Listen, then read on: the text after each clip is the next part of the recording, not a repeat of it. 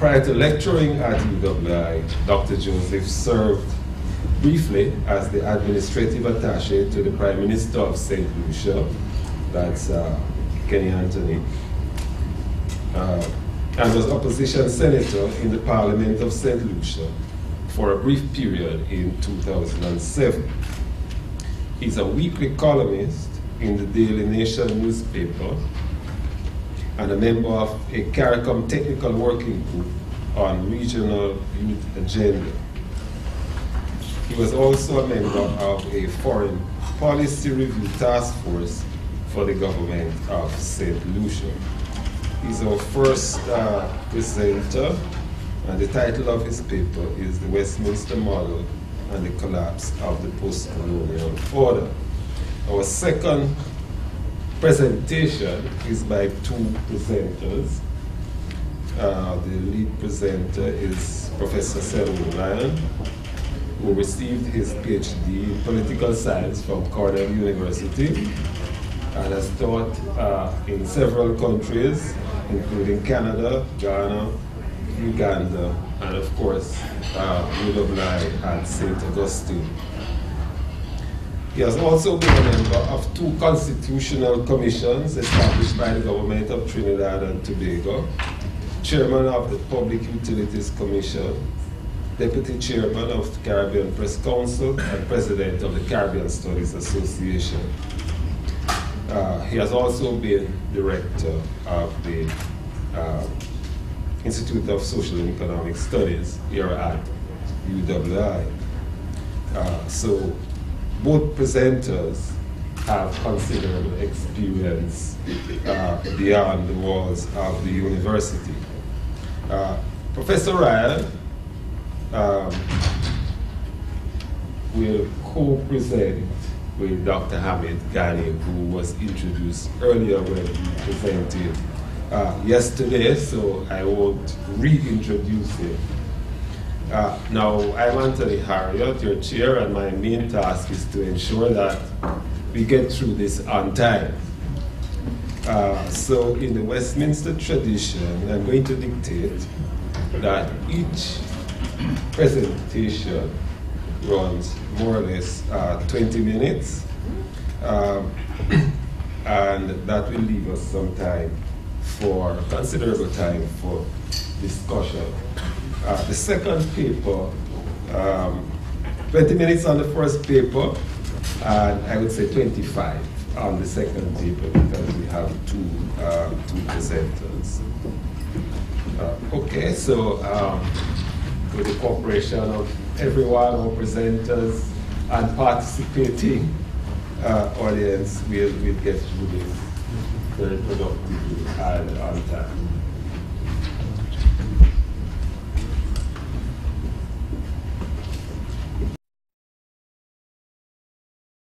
Thank you, Chair, and thank you, colleagues. Good morning. Good morning. My title and topic is the Westminster Model and the Collapse of the Post-Colonial Order. And I will begin by referring to Paul Sutton, who was writing on the historical practice of constitutional change in the Caribbean. And he makes two observations which I think are critical to the essential concerns of my presentation. In referring to the content of the proposed constitutional reform that we have seen in recent times, Sutton observes that most of the suggested changes have been rather limited in form and they do not overturn the essential basis of Westminster. I think we heard enough yesterday and this morning to confirm that. The second point that he makes is the fact that the proposals for change have been pursued outside the context of what he calls genuine crisis. And according to him, a clear indication of the absence of a genuine context of change is the limited use of the facility of the Constituent Assembly as the framework through which such changes are undertaken. I think yesterday Richard Drayton, in presenting, was also speaking about the need for constituent assemblies as a more organic way of pursuing constitutional change as distinct from the state-led CRCs, which I will say something about in a while. So based on these two observations, he notes that the main conclusion that can be drawn is that there is no appetite for fundamental constitutional change among the majority in the region, and that substantial constitutional change is very much a minority interest, even among the political elites. Arising from these observations, my paper has three main concerns. First, I seek to make a claim that the current moment in Caribbean development presents features consistent with what I call the end of the post-colonial order, and as a consequence, it presents, in my view, a materialist basis qualitatively different from the one in which Westminster was established as the appropriate model for the Caribbean. A second concern of my paper is to critique the historical practice of constitutional change in the Caribbean, largely on the grounds of the mechanical denial of economic considerations and their separation from the constitutional measures proposed. I argue that, led largely by states, the movements for constitutional change have provided little room for contested economic questions to translate themselves into the various proposals which have direct bearing on the economic fortunes of competing populations or segments of the population. And the third and final concern of my paper is to turn to current debates on the need for constitutional change that have emerged in the context of the current global economic crisis, and to make the case that the current crisis and collapse of the post-colonial order may have presented a context in which the conditions for a more direct overhaul of the Westminster system and model is now possible. And to highlight this development, I will be focusing on recent political developments in Barbados, because it is arguably, in my view, the Caribbean society in which the post-colonial social democratic order had been pursued most thoroughly and had been sustained for a much longer period after independence. And I also believe it is the society currently in which the discussion on the neoliberal reversal away from social democracy is currently most marked. And I think Richard Drayton again yesterday made reference to Barbados and the current debates about the future of Barbados. So, what do I mean by the collapse of the post-colonial order? In an earlier paper where I had been invited by the Lloyd Best Institute to offer reflections on a new system of representation, I had sought to outline at the time some of the critical features which can be seen as impacting on the social and economic arrangements around which the Westminster system had been constructed. I argued with hindsight that the period between 1960 and the early 1980s can be seen as a golden age for post-colonial state construction and economic development. In that period, there was still a large degree of global legitimacy for even the smallest of states to engage in interventionist social and economic re-engineering. In that period, all our societies sought to pursue correctives to the colonial condition. Those correctives required heavy doses of state intervention to widen the education levels, to improve the health services and health access, and so on and so forth.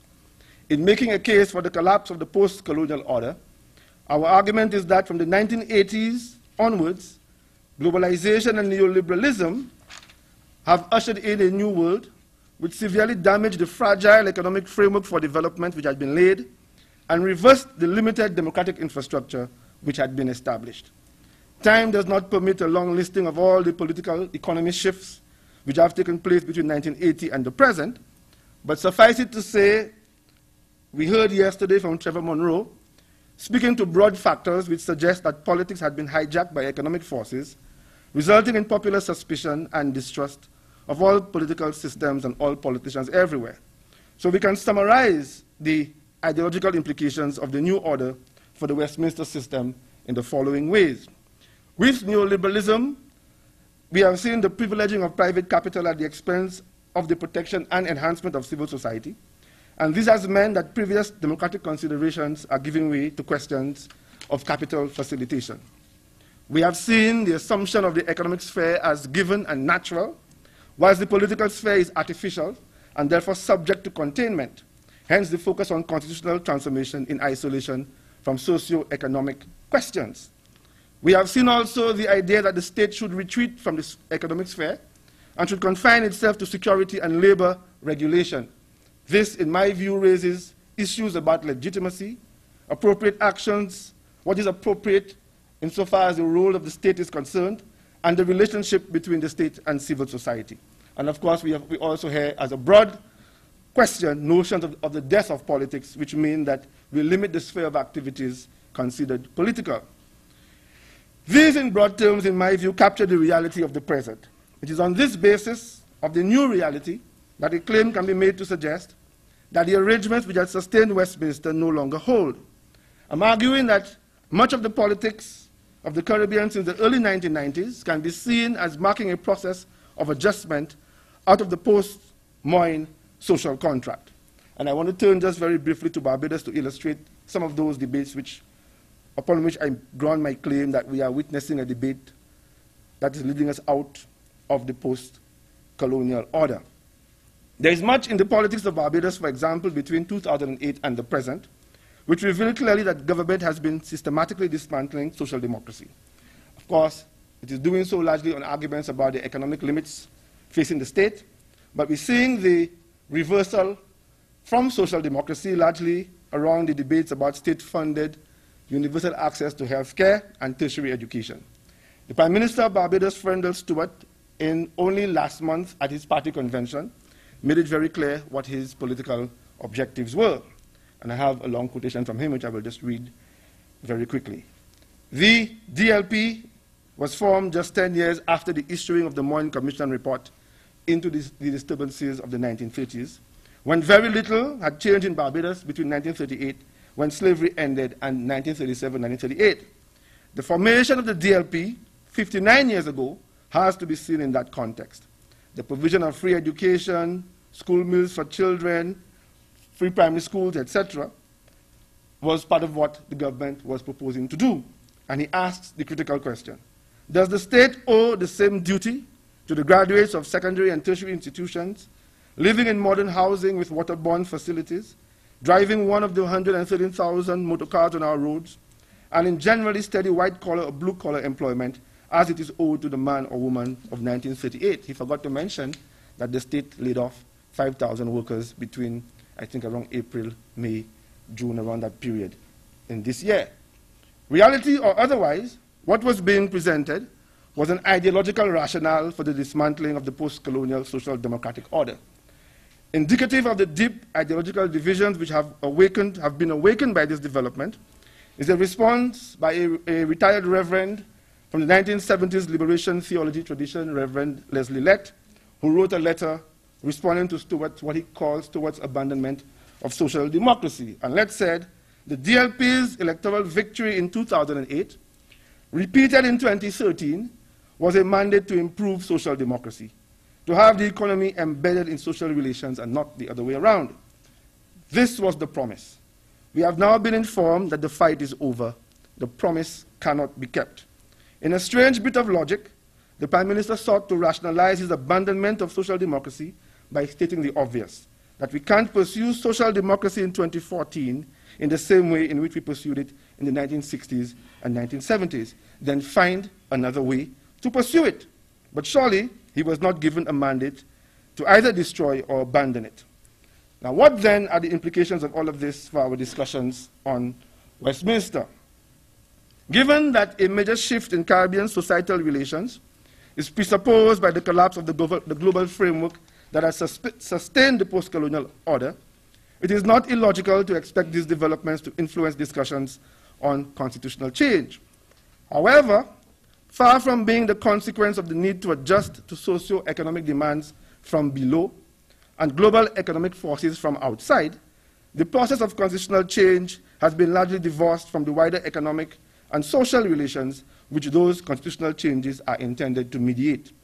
This is partly the result of the dominance of states in taking the initiative for constitutional change, often divorced from civil society and the normal social contestations which would translate proposals into actuality.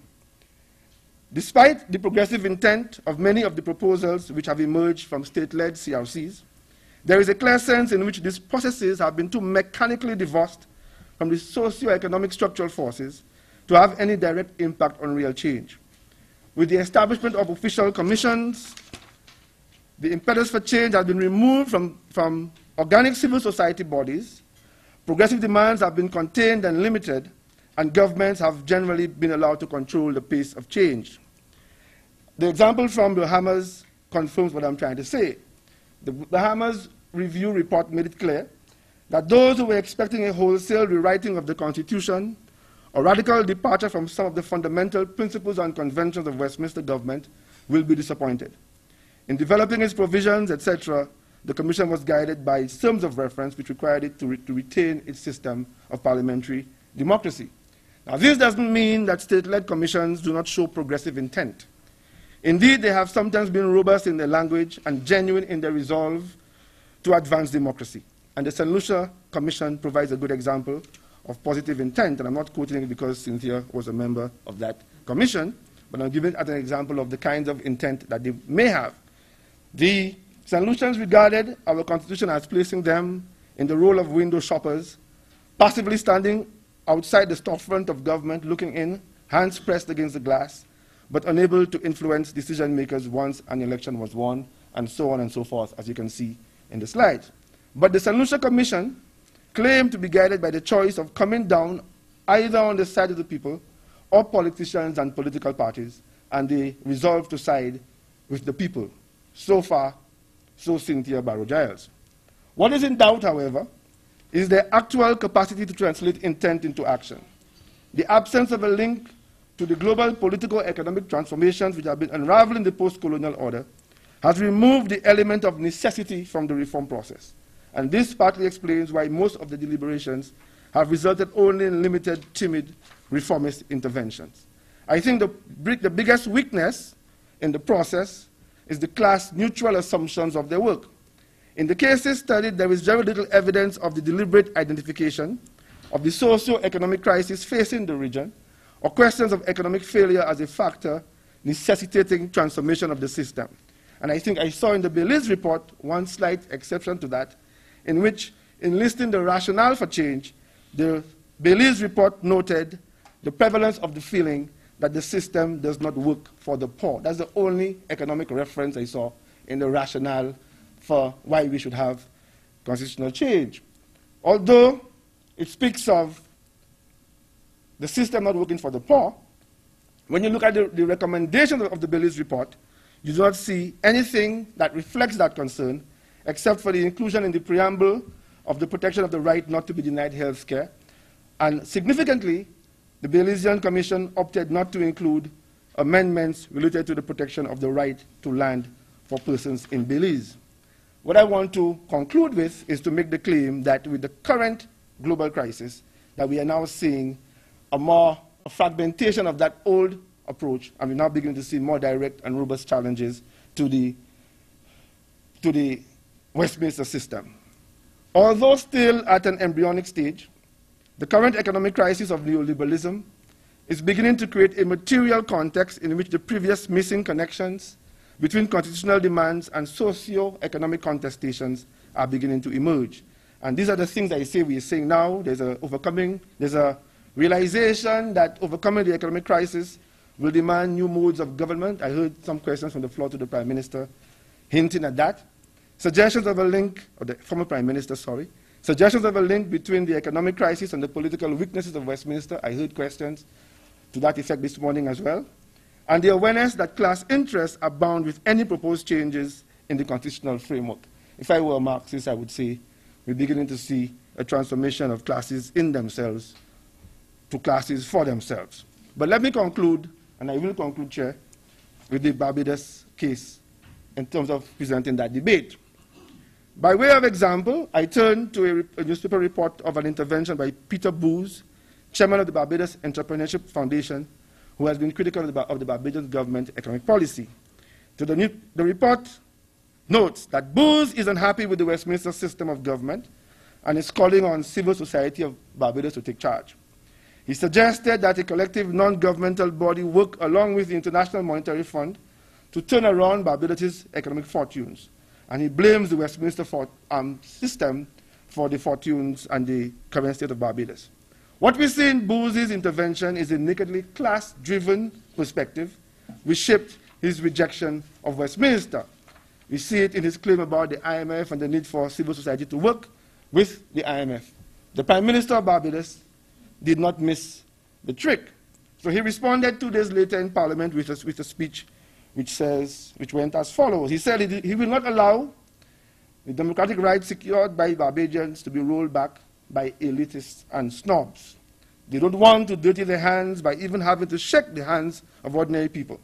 They want to sit in ivory towers, use their wealth or station in life to qualify them to preside over the destiny of people.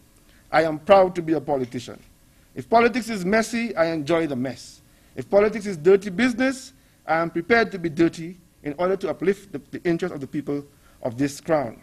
And he also declared, we are the political class. I believe in the political class.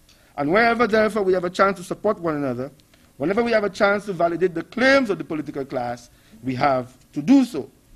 Ironically, Stuart failed to make a link between his own rejection of the post-colonial social democratic order and Booz's rejection of the political system which had emerged in the period after the Moyne Commission. In response to Stuart was a comment by David Commission, a leader of a small left-wing political party, who insisted on the need for political reform, given what he called the betrayal of the people by Stuart's political class. And he said, if you doubt me, just look at the record of Mr. Stuart's DLP. And he gave the example of David Thompson, who, upon being appointed, attended a luncheon with the Barbados Chamber of Commerce and asked them to keep him on track. And then he moved shortly onwards to write off a debt of $20 million that the Barbados horse racing people had owed the government. And then Stuart's DLP has gone on to decimate the hard-won social rights and programs of the Barbadian working and middle classes. Instead of defending the political class, therefore, Commission proposed instead to downgrade it and create a new political governance system in which much more power, participation, and control is vested in the hands of ordinary people. My last page, Mr. Chairman. What can be seen from this more critical and conflict-driven tone is that the assumed legitimacy and taken for granted smugness of the relevance of Westminster is coming to an end. What is missed by many is that the collapse of the social and economic arrangements of the post-Moyne era would necessarily have implications for the legitimacy of the political system. If the social and economic benefits which cushion the population are removed, the legitimacy of the political system will come into question, and the perceived failures of the Westminster order will be enlarged. Similarly, with a deterioration of the business environment, the moneyed classes will resume their historical suspicion and class opposition to the black governing class and demand greater levels of direct participation to give full flowering to their class power. As is being observed in Barbados, therefore, the condition of crisis which Sutton has identified as a necessary condition for the consideration of the radical overhaul of Westminster may be beginning to emerge. It is now left to the theater of actual socio-economic struggle to determine the eventual fate of the Westminster system in the Caribbean. I thank you.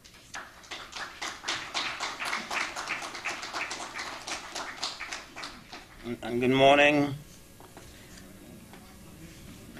Happy am I to be back here in Jamaica. I see all my old students hanging around. I hope that does not mean that you have not passed them by. But I am very happy to see so many of them are still here and that they have come out this morning to hear what we have to say. Now, we have spoken a lot in the last few days about the Westminster model. We have taken the model way back into the 16th century up to yesterday. We have looked at a lot. We have educated ourselves a lot. And I don't think it would make sense for me to recapitulate all that was said or all that was planned in respect of the Westminster system itself.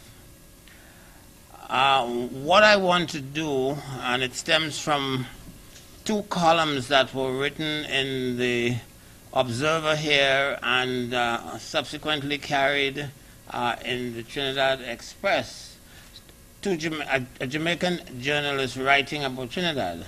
I actually brought the copy with me just to see if I could find him, to have a chat with him, because he doesn't understand anything about Trinidad.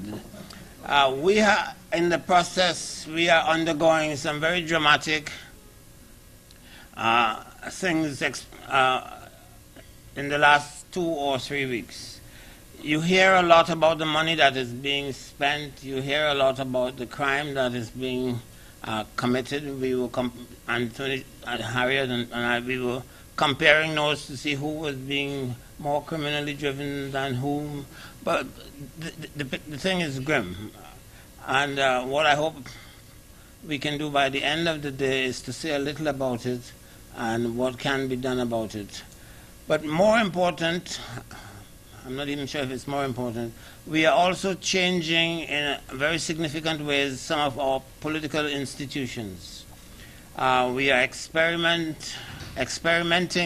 with things that we have spoken a lot about in the past: proportional representation, first past the post, a whole range of things that we have played with for the last 30 or 40 years, going to conferences, writing papers. I have stacks of them, and we never really got very far. There were always things that were creating havoc, making things difficult for the constitution makers. I think I have been on 6 constitutional reform commissions in my short period of time, and Hamid is chasing me. He probably has been at 6 of them himself. And I thought it would be interesting to bring together the 2 people who probably know more about these things in Trinidad than others. Bring us together to see whether we can help you understand what is taking place, and informing you broadly about what the possibilities are. And then in the end, what I would like to do is to tell you what my own perspective on the future of Trinidad and Tobago is. So I would let Hamid go and tell you. He knows because he was in the last one that we had. I told him that I put him here so that he could tell me all the secrets. Because I've been trying to get the secrets out of him, but he wouldn't give them to me. So I had to find another way to get the data. So Hamid, here's your opportunity. I will come after you.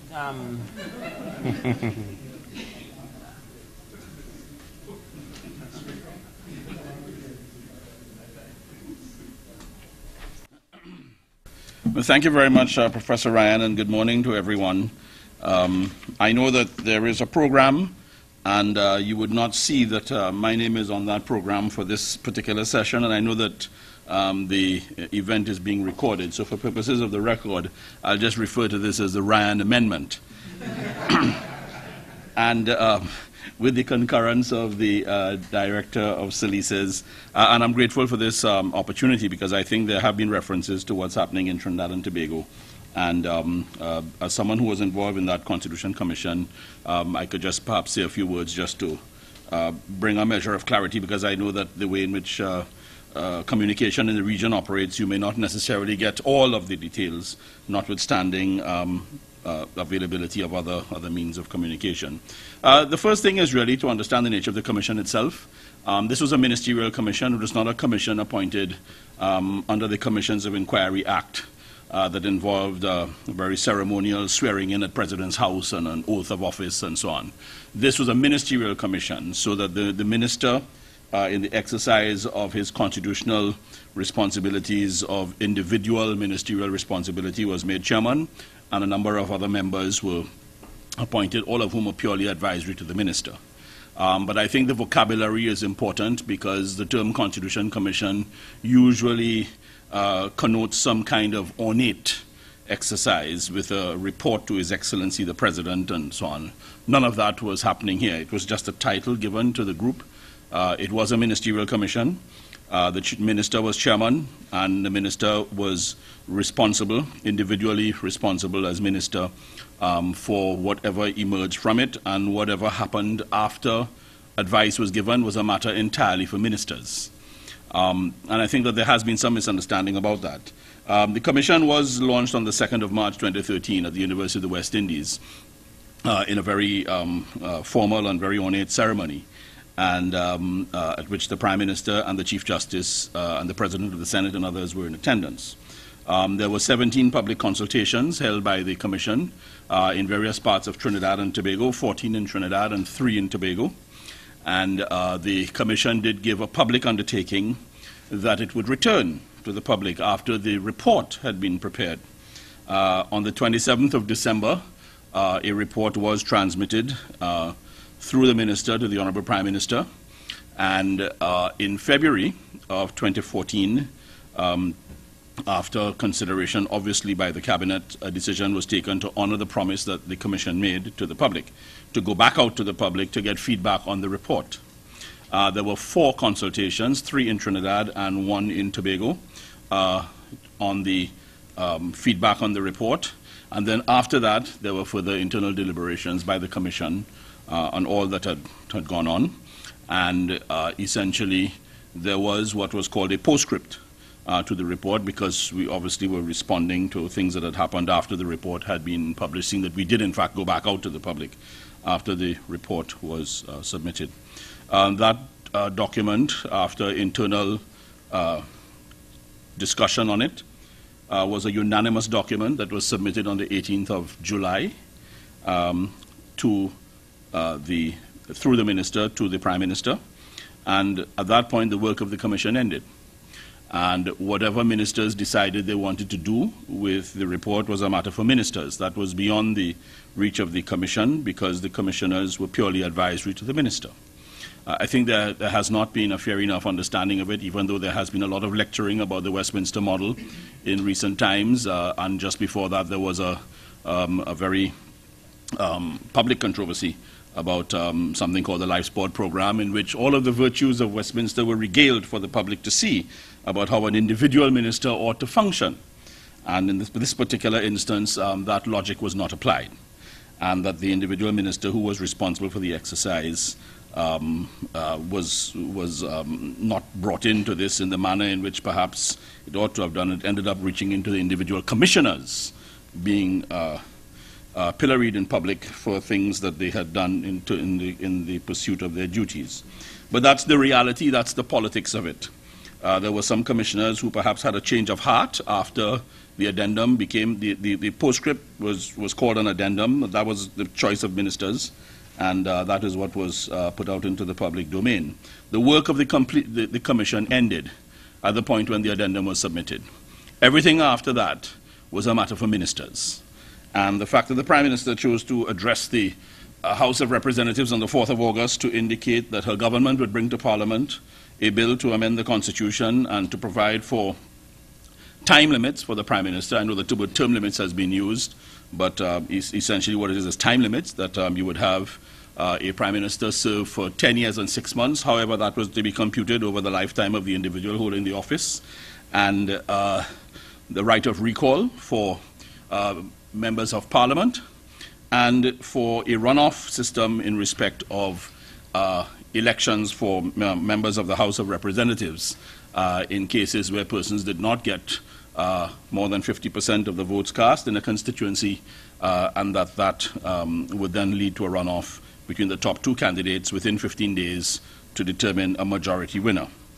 Now, all of this is obviously contained in the recommendations from the Commission, and there are other recommendations in the addendum which obviously did not earn the scrutiny of the public, but the most potent of them all, which has not been discredited by any member of the Commission publicly, even those who have changed their minds about the runoff position, is the issue of the advice that the Commission gave that what they should do is embark upon a reform of those sections of the Constitution that only require a simple majority, and to do those first, and the ones that require a special majority to do those later. That public advice to the government has not been disputed by any member of the Commission who spoke otherwise on some of the other recommendations, and that apparently was the strategy that the Honourable Prime Minister and her Cabinet chose to pursue. So before we get to the actual proposals, it was the decision to accept the recommendation of the Commission, the unanimous recommendation of the Commission, that the amendment bill should go forward on the simple majority issues first, and then do the special majority ones afterwards. So that advice was accepted. Now, I must emphasize that everything that was submitted from the Constitution Commission through the Minister to the Prime Minister was unanimous. There were no minority reports, and there were no reservations attached to the document. Everything was unanimous. Whatever happened afterwards is a different story, and we need to understand that clearly, because it happened after the Prime Minister spoke in Parliament and not before. And it was known before what was the content of the report. Now, the bill was debated in the House of Representatives on the 11th and the 12th, and the Prime Minister took the unusual step of removing the doctrine of collective responsibility of the Cabinet from all ministers. And therefore, there was a conscience vote, as she called it, and every member of the House of Representatives who were ministers were relieved of the burden of the doctrine of collective responsibility of the Cabinet. And as it turned out, 2 members of the Cabinet did in fact vote against the measure, and 1 member of the Cabinet abstained. The government, however, got a majority on the simple majority recommendations. The bill then went to the Senate. Now, the mathematical formula of our Senate in Trinidad and Tobago is that 16 are appointed by the President on the advice of the Prime Minister, 6 are appointed by the leader on the advice of the leader of the opposition, and 9 are appointed by the President acting in his own discretion from among persons, and these are called the independent senators. So it's 16, 6, and 9. But of the 16, one of the, on the government side, is the President of the Senate. So the government only have 15 on the floor, and they face 9 and 6, 15. So it's that kind of situation. So obviously the votes of the independent senators were going to be important. At the end of the day, 3 independent senators who were supportive of certain amendments to the measure supported the final bill at the final vote. Now, what came forward in the final vote was that on the issue of the time limits, there was no amendment. The agreement was for 10 years and 6 months, and that has remained. The other amendment was to reduce the time for initiating an application for recall from 3 years after after the first sitting of Parliament to 2.5 years after the first sitting of Parliament. And the manner in which it is to be done is that 2 persons can make an application, 2 registered voters in a constituency can make an application for a recall petition to be issued, and that must attract 20% of the registered voters in that constituency supporting it. Once that application gets that 20% of registered voters in the constituency, then the application can be converted into a petition. And then there will be a petition, and that petition must be then voted on by members of the constituency, in which 2/3, and I emphasize this because this is not talked about, 2/3 of registered voters on the list in the constituency must vote in favor of the recall petition for it to be successful. And it is to be done over a period of 21 days. So it takes 1 day to elect an MP, but it will take 21 days to remove, but you must get the required 2/3 of all registered voters on the list. So not 2/3 of the votes cast, but 2/3 of all the registered voters on the list. Some people have argued that makes it relatively impossible to recall. Others have argued that if it is, that there is that level of unpopularity, well, maybe the person really needed to be recalled. Whichever way you look at it, it's the casting of ballots, and it is going to be obviously something that would be a virtual mini general election. And there can only be 1 recall in every parliament, and it can only be done at the end of 2.5 years. And in Trinidad and Tobago, in its constitution, in the 5th year, there can be no by-election.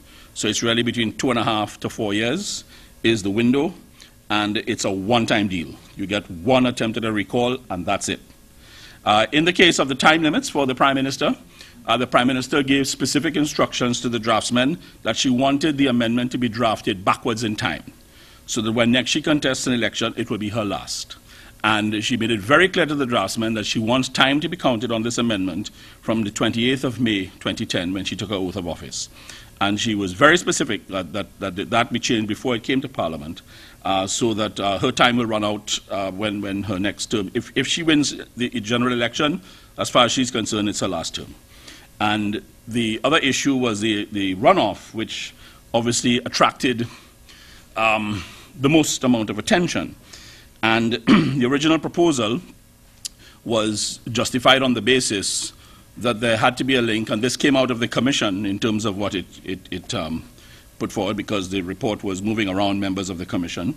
And the final agreed position was that the runoff should be linked to the recall, that you did not want an MP being elected on election day with a minority of the votes, because the election campaign will never end. And the person would then become an instant target that you could mount a recall campaign based on the fact that this person got 43% of the votes and it was split this way, that, or the other, and that was the thinking behind it. It has led to various interpretations, etc. It is a matter of controversy, but I'm just merely telling you that the rationale was linked to the issue of having a plurality outcome, which could make someone who is going to now be made the subject of recall vulnerable to recall, so that a number of things were put in, such as the moratorium on being able to have the recall and having a runoff to ensure that whoever is going to be elected got a majority of the votes cast. And that was where that particular idea came from. There have been other things that have been said about it, a lot of conspiracy theory, etc., and that is inevitable in the world of politics and public affairs, and you will not be able to escape that. So that what has happened with that is that in the Senate, one of the independent senators proposed an amendment, and he went into the French system and talking about the triangulaire, that if you had a third candidate who could get more than 25% of the votes cast and be within 5% of the second place candidate, that person ought to be afforded the opportunity to take part in the next ballot. The effect of that amendment, which the government accepted, was that there is the possibility that in those situations you would have a plurality outcome. So the policy of the government, as stated by the Prime Minister in the final stages of this bill before the vote was taken, was that the majority outcome is the preferred outcome on first ballot. And for those who go into a runoff, if there is a third candidate, then the system would accommodate a plurality winner if a majority winner cannot be found. And that's basically what it is. Using the data that I have looked at over the last period from 1961 to 2010 in terms of general elections, I've found 5 cases where this would have applied, where there would have been a third candidate with enough votes to qualify for the triangulaire, as it was called. So that that is the position.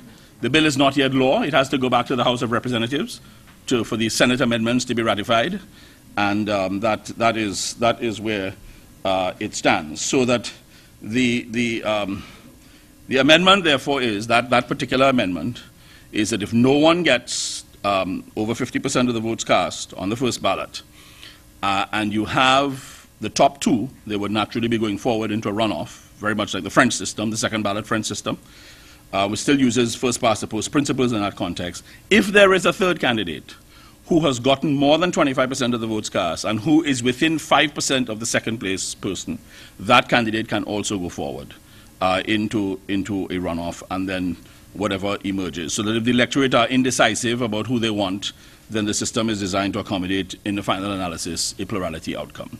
So that I'm grateful to my colleague and friend Selwyn for affording me this particular opportunity, because he spoke to me about it this morning when he came, and I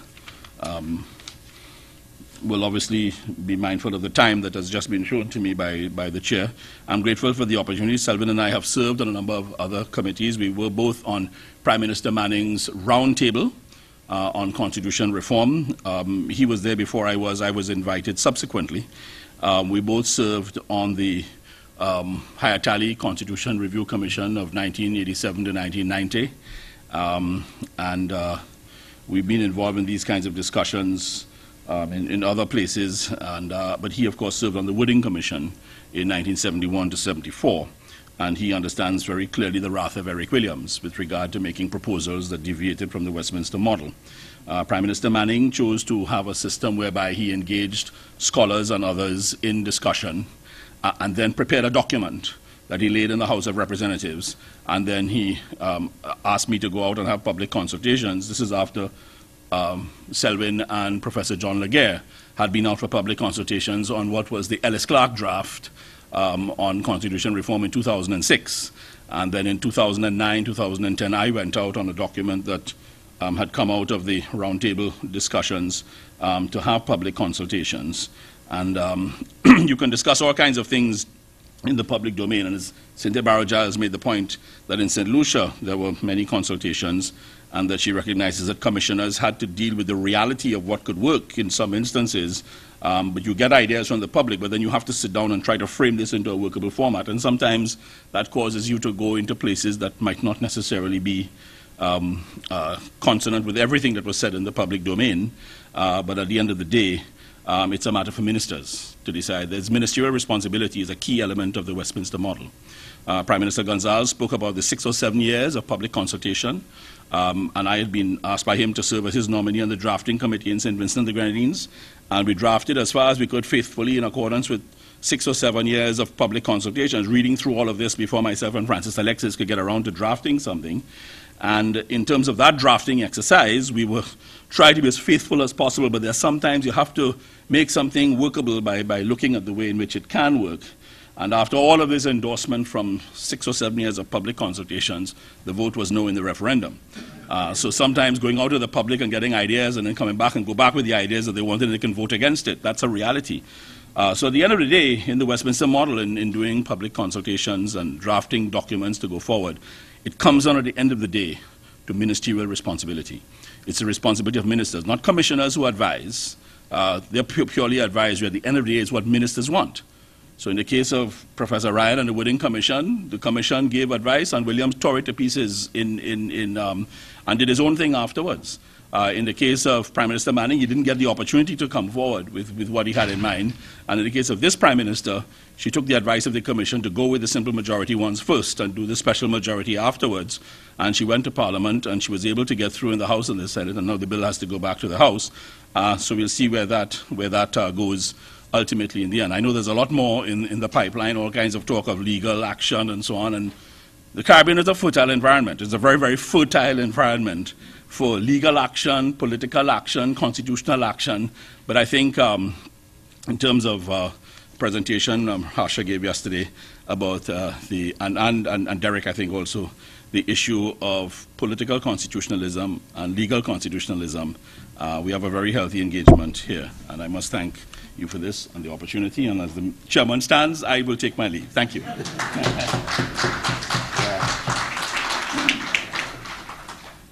Well, thank you, Hamid. Selwyn, you invited Hamid to share the time with you, and I'm afraid there's none of it left. Yeah, right? So, if you wish to comment, do you wish to make a further comment? Well, really, I should ask you to go to that mic, but you are Selwyn, so we'll give you 2 minutes. Okay, thanks. As you can see and as you heard, constitution making in the Southern Caribbean in general and Trinidad and Tobago in particular is a very difficult exercise, and I lost many friends. Mr. Manning and I broke ranks. He walked out, I walked out. Anyway, I wanted to test a hypothesis that I have, that behind all these points and positions, there are some underlying sociological factors which explain why certain things were done, not done. I'm not certain, but it's a hypothesis I have. That what was at issue in the last 2 weeks, it's not merely a struggle about documents and whether the consultation process took place appropriately or at all, because there was a lot of debate and a lot of complaint that the Prime Minister did not take the second document to the public. The first one, Hamid and others took around. I'm being told that the second document, the addendum, the thing which was added that we did not see, that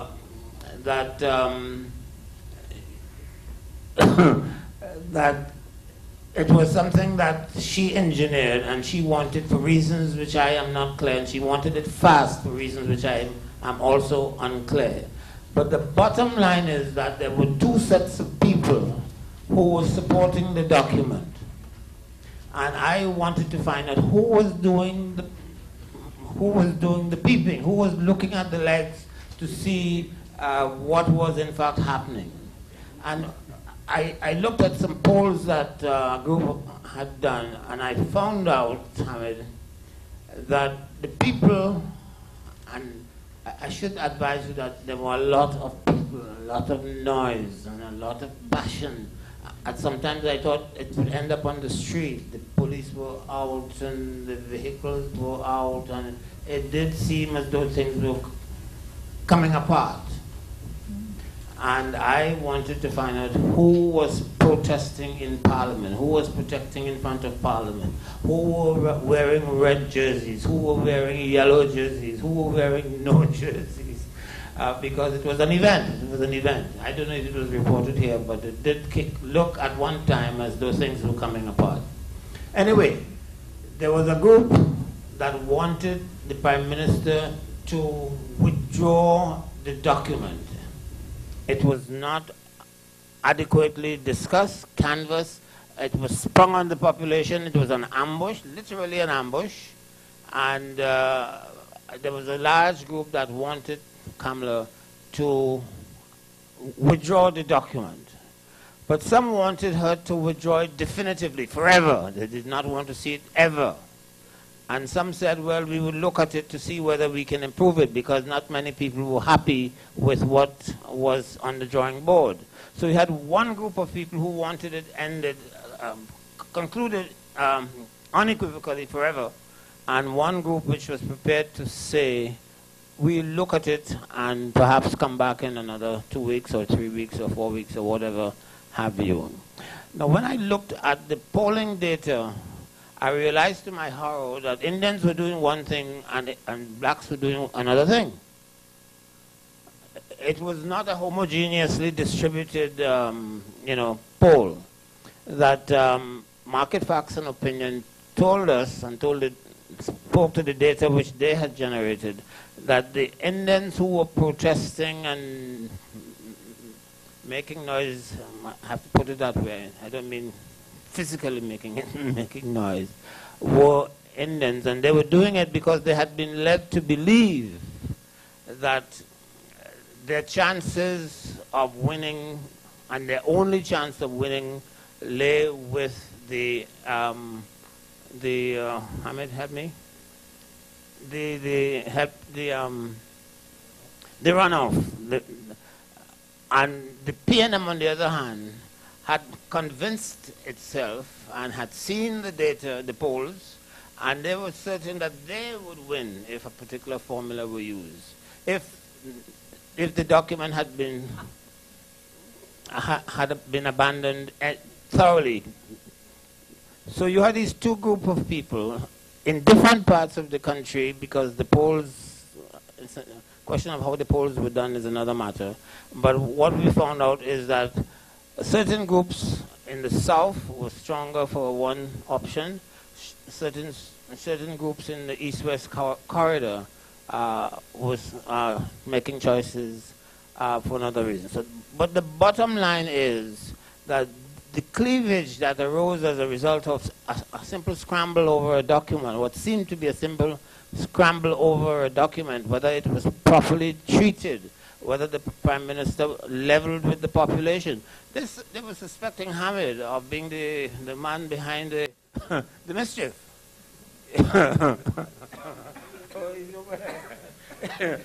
Behind the mischief. And that all kinds of things were said about who was doing what and who was paying off whom, etc., etc. And it still is messy because it's not law. Some parts of it are still to be resolved, at least to the best of my knowledge. So, all right.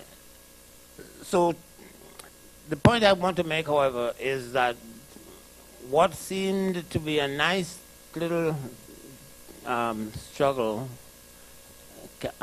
Westminster style, was really a very, very serious matter, which has serious implications for our democracy coming down the road. Our elections are due, well, I don't even know, because the bill that is passed gives the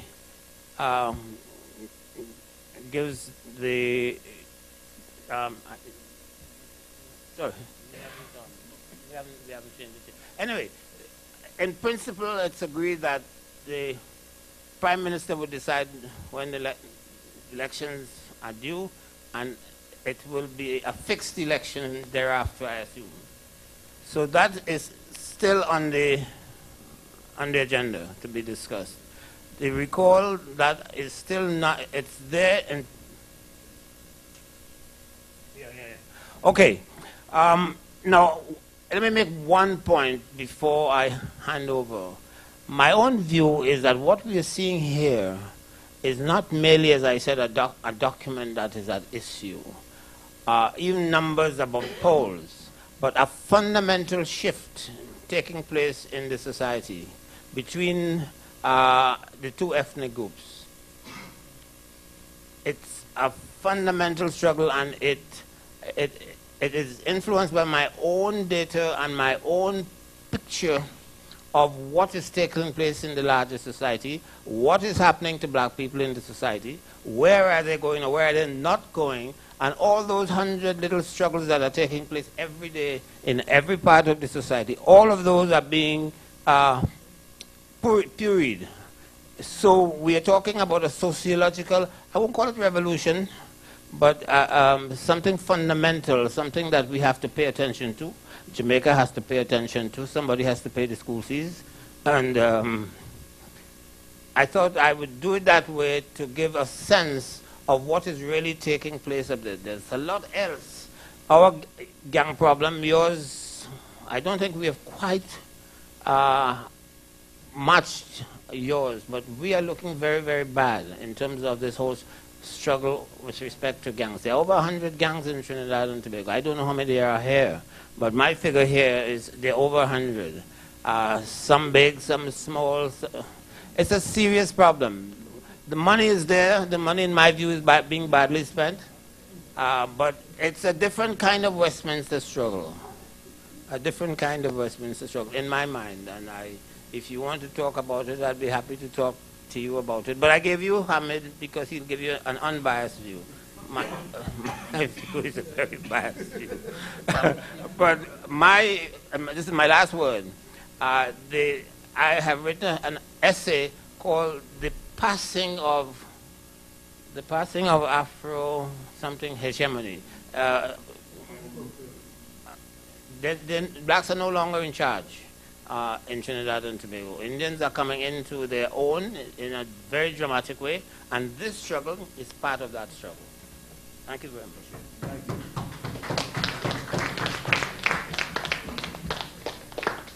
Okay, any questions? Okay. I have a question to Hamid. How many time limits of the thing from the term limits? The political manipulation hat is on. Can a prime minister play the game and say, well, I take 2 months, resign for, like Putin, a kind of mini Putin of Russia, where my term ended, I came back. But would a troublesome prime minister, a powerful one, decide to break down the 10 years, 6 months? Well, and extend the life. The Prime Minister's explanation of it in the House was that a maximum term for a Westminster model Prime Minister is 5 years, and you have 3 months within which a general election must be held. So that's the 5 years and 3 months. Multiplied by 2 is 10 years and 6 months. So that in a Westminster system, it's very difficult to map out a term.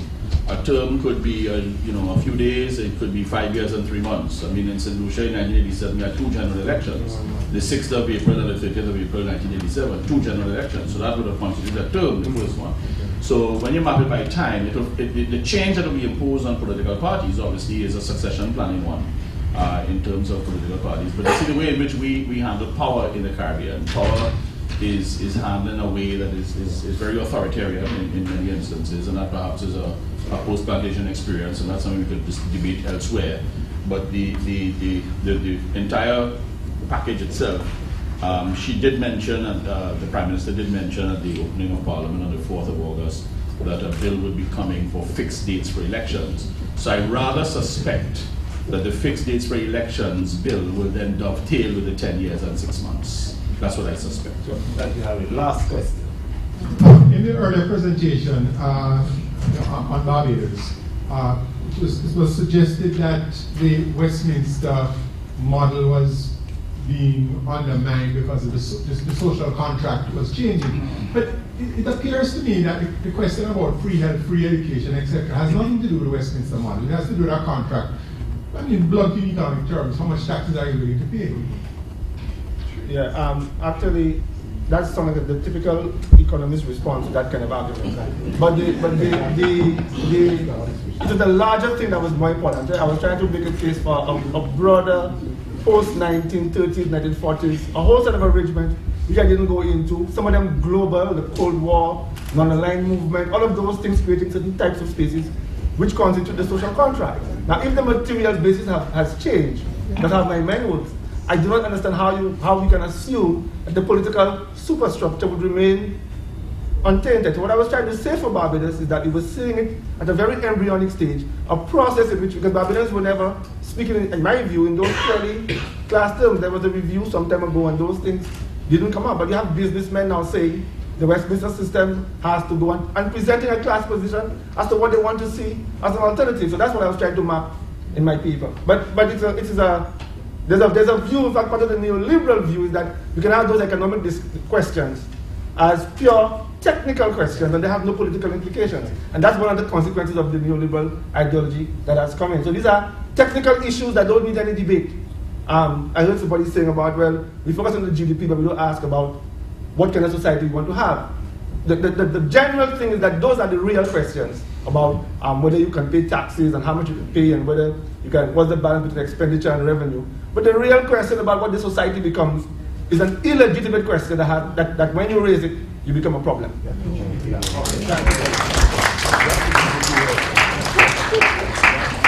Final comment from Selwyn. We close the panel and the conference director wishes to make up one remark. Thank you very much, Chairman. I simply wanted to read a little piece that the Prime Minister's statement she made at the end of the debate on the bill, to give you an indication of how she saw what she was doing and the role that she was playing in it. She said, the constitutional reforms which were recently debated and passed this week shall forever stand as the turning point the people of our nation have been working towards for many years. The passage of 3 key reforms must stand as one of the most visible affirmations. Democracy must be based on the people having the power, not the government. I am keeping my promise. I will do so. I have no fear of what the electorate will do. These are promises we made, and we are keeping them because they make for better governance and place more power in the hands of the people. She's talking about a populist revolution to destroy what the PNM in her mind has established, which was a majoritarian, centrally based organization. So two types of social organizations are contending in it. I simply wanted to indicate that. Thank you very much. Thank you. Brian, you have an announcement. I want to thank all presenters up to this moment, in particular this last panel, which in a sense has thrown the cat amongst the pigeons, certainly in relation to Trinidad and Tobago.